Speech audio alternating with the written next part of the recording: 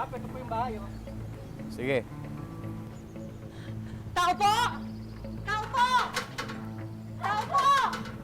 Opo, nandiyan po ba si Teacher Florena? Mari, parang wala namang tao eh. Teacher? Wala na yata dito eh. Wala na po siguro. Kapitan, ano pong hinahanap nila? Hinahanap kasi nila si Teacher Florena. Hindi kasi sumisipot sa barangay at ilang beses na pinapatawag. Nako, nung isang gabi pumunta sa akin. Kinukuha yung last month deposit niya. Sabi ko hindi pwede, dala-dala yung mga gamit niya. Lilipat na daw siya ng bahay. Naku eh, alam niyo ba kung saan lilipat?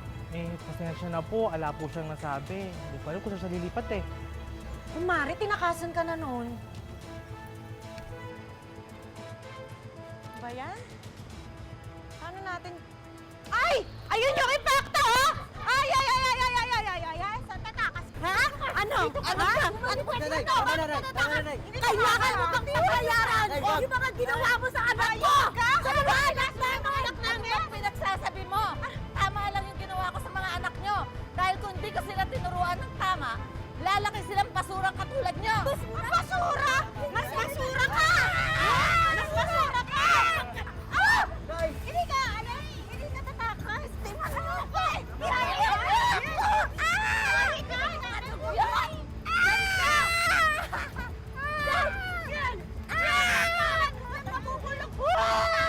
I know my rights! Lumabas ka!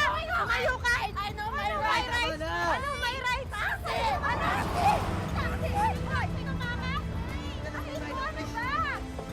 Yan lang. Kailangan natin siyang mahuli! Ipakukulong na lang kita! Ipakukulong kita! Ano ba? Ayan tuloy, nakatakas na.